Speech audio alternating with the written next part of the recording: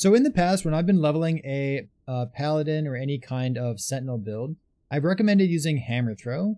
And I think hammer throw is great. I still like it a lot, but I've seen other people use Holy Trail on Javelin often. And every time that I've tried playing Holy Trail Javelin, the damage over time thing that it leaves on the ground, I haven't really liked it until I've played it with a two-handed weapon.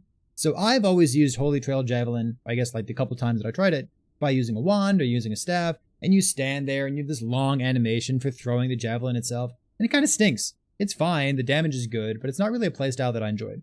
So I'm going to walk you through how I would level a Holy Trail Javelin character. You could use this to level 40 or 50 or to 100 if you wanted to. And I think this is worth mentioning because using a polearm for a spell or for like this throwing build, it's not intuitive immediately, but I think it's so good when you combine it with lunge and like proccing your javelin off of lunge. It feels like cheating. It feels so fast. And until I tried it this way, I didn't really like Holy Trail Javelin. So here's what you do. When you're starting out as a sentinel from the very beginning, you're going to toss a couple points into res because void damage hurts so much.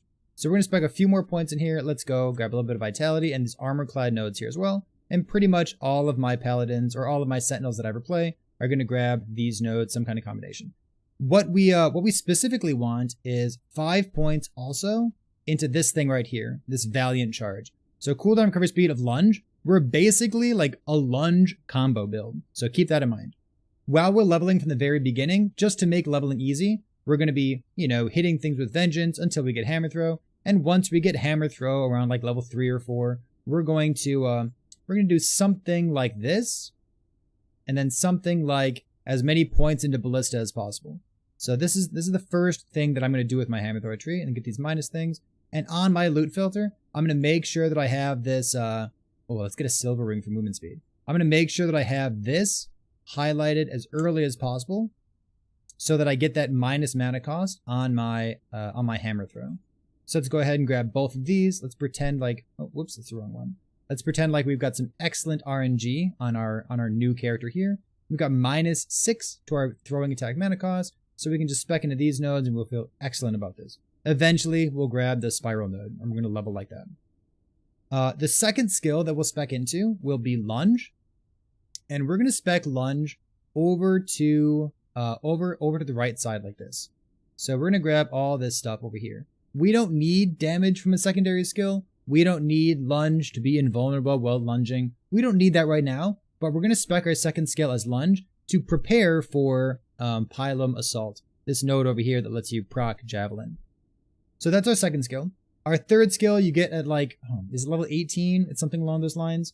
So we're going to have Javelin as our third skill, and then we will, our first couple points are just going to be these points here. We'll put 1 point in the healing effect scaling, and then we'll dump a whole bunch of points into both Pilgrimage and Spear to the Thigh? Is that what it is? Spear to the Thigh? I've never read the names of these nodes. So this is 20% more damage per point, and this will be 15% more damage per point. But it's good to diversify. We'll put a couple points up here, a couple points up here, and then eventually, of course, we're going to aim for over this. But we don't need that right now. So I'm just going to highlight these couple nodes for you right here. So that's what our first 3 skills are going to be.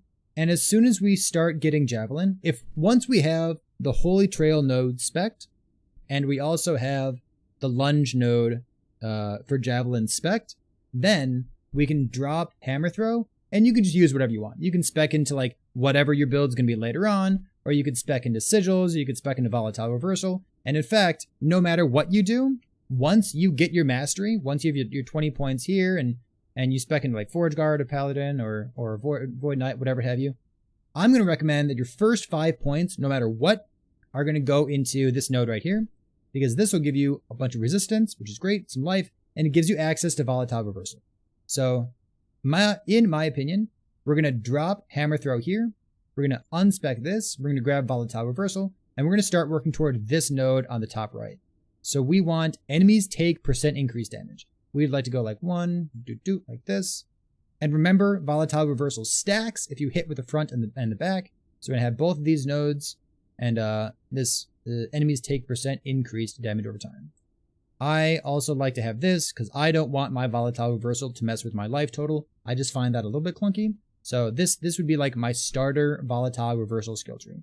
So all my skills are about level 9 or so because we have 11 skill points left. And that's what my skills would look like. So we have our skills there. We have our mastery here. We have the extra health nodes here. Whatever you want to spec into, it's fine. It's not a big deal. But as we're leveling, remember we're dealing fire damage and lightning damage, elemental damage over time. If we can get that anywhere, that's very good for us. Spell damage technically helps us if we can get that like on an amulet or relic, for example, or healing effect. So we'll have some kind of starter nodes that look like this. Maybe we'll have like 1 point in divine bolts because I think they look cool. Every time we're lunging around, we have a chance of proccing this.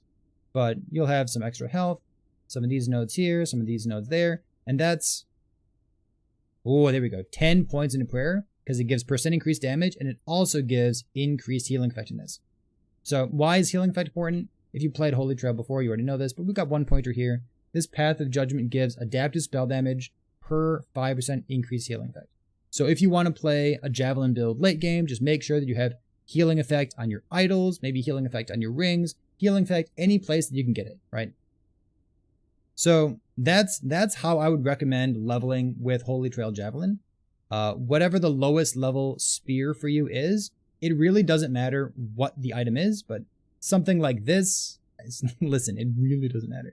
So maybe just a short spear, maybe something that has maybe damage over time on it. This would be a great stat for you to slap onto it. Honestly, the rest of the suffixes don't really matter. You could have reduced damage taken from crits. You could have attributes. You could have, chance to chill on hit, even though you're not chilling very often, so it's not too important. But just something like this that has a bunch of damage over time is going to enable the rest of your build. And this is a incredibly fast way to level, and I would happily recommend it.